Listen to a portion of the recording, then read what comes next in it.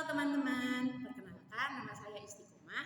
Saya merupakan mahasiswa pendidikan guru sekolah dasar dari Universitas Widya Dharma Klaten.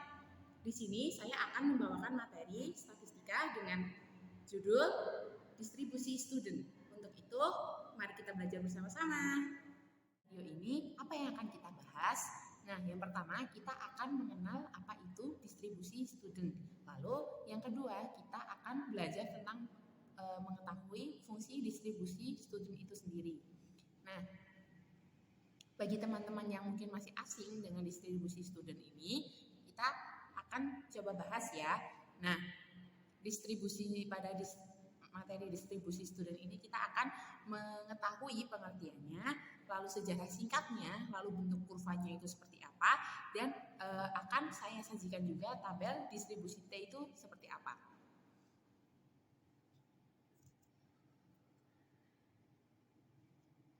Oke, yang pertama kita akan masuk ke bagian pengertian dan sejarah singkat ya.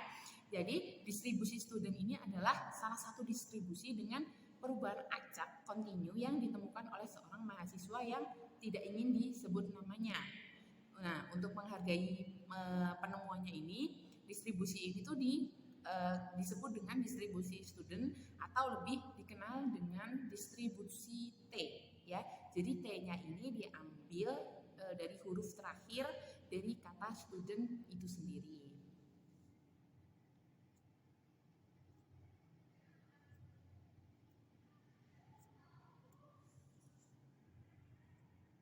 Nah, lalu bagaimana bentuk kurvanya? Ketika sebelumnya kita pasti sudah mengenal distribusi normal itu seperti apa. Nah, di sini bisa kita lihat perbedaannya. Bentuk kurva distribusi T ini mirip dengan distribusi normal baku ya. Jadi ini adalah bentuk kurva mereka itu simetris, yaitu bagian kanan dan kirinya itu sama dan di titik tengahnya itu adalah 0 ya. Nah teman-teman, jadi di sini sudah tersajikan ya tabel distribusi T atau distribusi student ini. Nah bisa kita lihat itu kita akan menemukan yang namanya DK ya. Jadi DK itu adalah derajat kebebasan, yaitu kemungkinan banyak pilihan dari objek yang diberikan. Jadi misalnya kita memiliki dua objek. Nah dari dua objek ini kemungkinan dari pilihan yang bisa kita buat itu ada berapa gitu kan. Nah karena rumus DK itu adalah N-1, jadi dari jumlah objek yang ada tadi kan 2, berarti 2 dikurangi 1 adalah 1. Kita bisa memilih dengan bebas itu sebanyak hanya 1 kali. Misalnya kita akan berikan jumlah objek yang lain, misalnya 5. Berapa kali kita dapat bisa memilih dari 5 objek tersebut secara bebas. Kita menggunakan rumusnya yaitu N-1 ya. Jadi 5 dikurangi 1 itu adalah 4. Kita bebas sebanyak 4 kali memilih. Nah, lalu dalam distribusi student itu nanti kita juga akan menemukan yang namanya alfa atau tingkat keberartian. Jadi di sini tingkat keberartian atau tingkat berarti itu adalah suatu bilangan yang menunjukkan berapa presentasi toleransi berbuat kesalahan. Oke. Lalu kita juga akan menemukan P, yaitu PA adalah luas daerah yang diarsir. Dan bagaimana kita menemukan P-nya?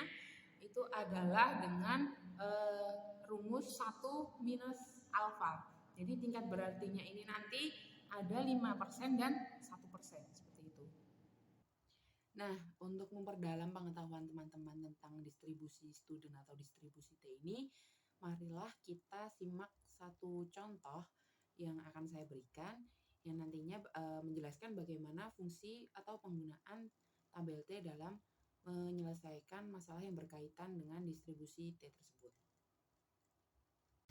Nah, di sini saya memiliki satu buah contoh soal ya. Di sini soalnya adalah carilah nilai T untuk N sama dengan 14 dan alfanya sama dengan 5%. Nah, di sini kita sudah mengetahui N-nya dan alfanya ya. Jadi diketahui N sama dengan 14 dan alfanya adalah 5%. Nah, apa yang perlu kita cari? Yang perlu kita cari yang pertama itu adalah DK. atau derajat kebebasannya, dan juga P atau nanti sebagai luas dalam kurvanya itu sendiri. Nah, DK-nya tadi adalah rumusnya N-1. Karena N-nya kita ketahui tadi adalah 14, jadi DK-nya itu adalah sama dengan 14 min 1 atau dikurangi 1, yaitu 13. Lalu untuk P-nya tadi rumusnya adalah 1 min alfa, ya, dikurangi tingkat keberartiannya. Nah, karena alfanya ini tadi adalah 5%, yang jika kita desimalkan itu adalah 0,05, jadi P-nya itu adalah 1 min 0,05, ya, yang nanti hasilnya adalah 0,95. Nah, kita sudah menemukan DK-nya, kita juga sudah menemukan P-nya. Nah, yang harus kita lakukan adalah menentukan nilai T tabelnya, ya. Jadi kita kembali kita lihat kembali tabel T seperti apa. Nah, karena T-nya tadi 0,95, kita cari pada baris yang menunjukkan bilangan 0,95.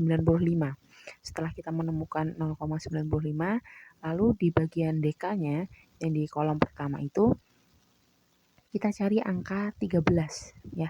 Kita cari angka 13. Lalu dari DK, dari kolom yang pertama ini, di baris dengan angka 13 itu ditarik ke kanan, dan yang sampai baris yang jatuh pada kolom ke bilangan 0,95. Nah, titik pertemuan dari antara dua garis tersebut itu adalah nilai T tabel dari 0,95 dan DK-nya yang 13.